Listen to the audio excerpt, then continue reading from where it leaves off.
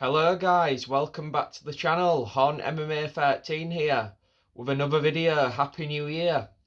And this is going to be my prediction video for Dern versus Ribas at UFC Fight Night Apex Vegas. Now, this year I want to do a few more actual videos on the channel. I don't just want this to be a prediction channel. I mean, I've done some extra videos. There'll probably be another one coming in the next day or two that I've got lined up, just a bit of fight news or potential fight news. But we're going to jump straight into this. This is just for the main card. And the first fight is Punahel Soriano versus Uros Medic. Now, I'm a fan of Medic. I think he's a decent fighter. He's one of the fighters I've probably enjoyed watching most in this division, in fact. Middleweight, it can be a bit boring. It can be a bit stale. Puna has no good wins. He hasn't beat anyone good. He's lost against anyone good that he has fought. He was decent against Kopylov. He didn't look bad until he got finished in the second round, and that was quite late into the second round, like 3 minutes or so in. I think he is decent, Puna, but I just think he doesn't have that bit of skill to take him to the next level. I mean, he's obviously quite tough. He don't get blown away by anyone. He tends to hang in there, but Medic is literally, I mean, he's beaten some of the best people in the division, and that ain't a lie. He's beaten the amazing gatekeeper Tim Means. I mean, come on, guys, Tim Means, what a legend of the sport. But yeah, he is a good fighter, Medic. I've got in my notes here, he literally has finished everyone that he's fought, which I don't know if a lot of people know that. He's literally, I mean, I think he's like 10-2. And all 10 of those wins have been finishes. So, I mean, you don't see that often in these, I suppose middleweight, it's an in-between division, but it's not like this is light heavyweight or heavyweight. Like, he's finishing all his opponents at middleweight, which a lot of middleweight fights can be sloppy, and, as we know, the meme, sloppy middleweight. So that is impressive in itself. And I wouldn't be surprised if Medic, still a young guy, I think he's like early 30s, he's 31, I believe. I wouldn't be surprised if he's going to be a player in this division. And I wouldn't say that he's been given a layup here in Soriano, but I just think someone at Medic's level is going to have too much for him. And I think he's going to get the round 2 TKO. Same round that he got finished against Kopylov, Soriano. I think he's going to get finished in that second round again here. Because I do think that, similar to Kopylov, I do think that Medic is going to be at a similar level in this division very soon. So I do think that is going to be his future. But I think this fight is going to be a good test, and it will show if he is at that level, if he can get the finish. I feel like if he's going to be at that level that a Kopylov, Hernandez, that kind of level, he needs to get a finish in this fight. So I'm hoping that, he shows us what he's capable of, and we've got a new contender in the division. Moving on. Next fight on the main card, Austin Bashi versus Christian Rodriguez. Now, I've been looking forward to talking about this one. Christian Rodriguez is literally one of the biggest frauds in the division. He's a weight bully. He's missed weight more times than any other person in this division. He's got some great wins, you cannot deny that. Bulgarian, Rosas Jr., Cameron Simon. That was a good win. I still rate Cameron Simon. I think he's I think he is in that kind of fringe, just outside the top 15, top 25 area. So that is a good win. Rosas Jr., as we know, young, but he's going to be a top 15 fighter for the upcoming next few years. And Bulgarian's just a scrappy fighter. So looking at his record, you'd think, oh wow, he's a good fighter. But he got exposed against Julian Erosa. He got shown that when he fights someone who puts it on him, he can't handle it. I know you can say Raul Rosas Jr. put it on him, but Raul Rosas Jr. kind of goes for that wrestling heavy style. I know this is going to be controversial. I don't think Raul Rosas Jr. necessarily is the greatest finisher on the ground. I know people gone about his jiu-jitsu and stuff, but he's fought many people before and not been able to get the finish when he could have done. Like Khamzat Chimaev, he gets the finish in, the first round against people like Robert Whittaker. Rosas Jr., whenever he's faced anyone top level, has struggled. So Julian Erosa kind of exposed him there. Someone who's a bit crafty and got real finishing potential on the ground. Like Julian Erosa is a finishing machine on the ground. And as I said in the previous fight, a real finisher will be a problem for someone like Christian Rodriguez. So now I go on to Austin Bashi. I watched him on the Contender Series. I did watch that episode because I think the Contender Series usually is a bit not that great, but this was a good, he's a fighter I wanted to watch. So I saw his fight and he was a wrestling machine, which who does that remind you of? Someone like a Rosas Jr. who likes to take you down and get on your back. That's the only difference here. Austin ain't going to try and get on his back. He's going to try and take him down, control him and do damage. And that's where I say people like that are the fighters who give people like Rodriguez trouble, volume people who also have the ability to hurt him. So I do think that that's going to be a problem in this fight, and I think that is going to be the way that Austin Bashi can get a victory here, just by getting him, but not trying to go straight for the neck, go for the back, go for the submission, just going for that damage and trying to really, really wear on Rodriguez, who is big for the weight and it will tire him. If you do what people like Rose Jr. do, he's just going to outstrength you. If you actually beat him first and you beat on him and damage him, he's going to be really, really exhausted by round 2 and 3. So my prediction here is that Austin Bashi just absolutely volume maxes and beats him up. And I do think this is going to be a really eye-opening performance for a lot of fans who don't know Austin Bashi, because I do think he's one of my prospects to look out for. I'm not being like that guy who's trying to be unique and say, oh, this guy who no one's heard of. No, that this guy, anyone who saw the Contender Series performance, this guy is young. He's a great wrestler, which I think we're lacking in the featherweight division. I mean, who can you think of who's a great wrestler in the featherweight division, really? Maybe Evloev. Apart from that, it's mainly strikers and jiu-jitsu guys. So yeah, I think the featherweight division, the bantamweight division, sorry. God, I sound like a casual. Anyway, same point stands. There is not many great wrestlers in the bantamweight division, and I do think that that's going to be a really good road to victory using that wrestling for Austin, the wrestling machine Bashi. To steal Kurt Angle's phrase. Anyway, moving on. Fight number 3 on the main card. Chris Curtis versus Roman Kopylov, who we've discussed earlier. Now, Chris Curtis is an old head at this point. He's come off a war against Brendan Allen, which I think took a lot out of Chris Curtis. That was actually one of the best fights of the first half of last year. A lot of people don't remember that because we had, great moments after that, but that was earlier. That was one of the better fights I thought of the year.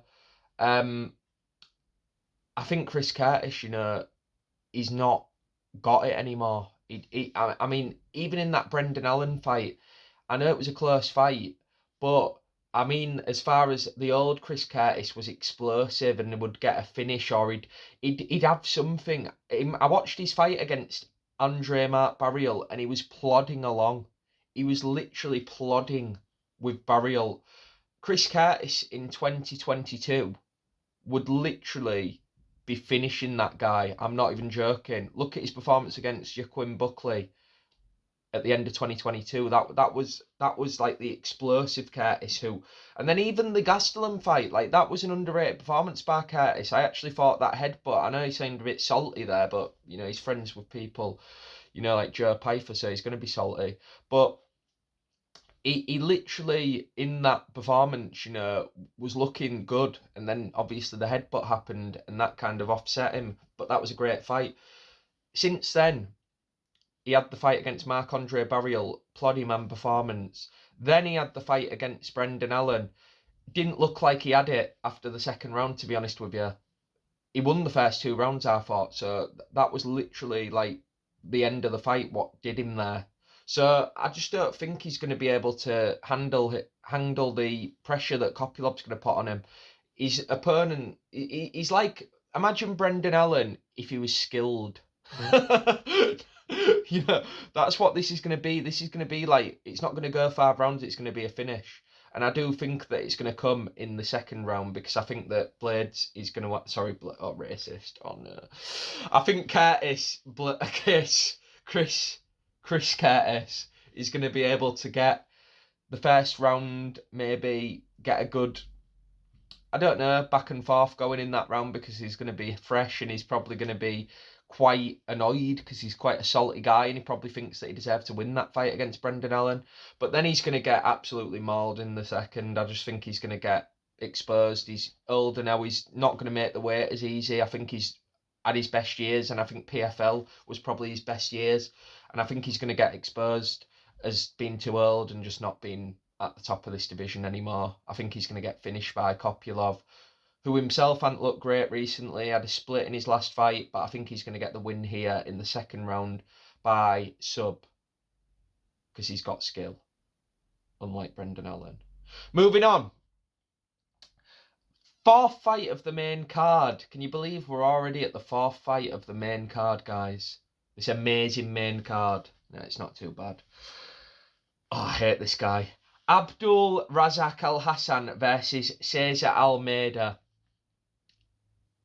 This Al Hassan guy, right, I swear down, I mean, because he's quite new, I thought this guy was a prospect. I was like, oh, this Al Hassan guy, you know, he's the new guy on the block. 39 years of age. Now,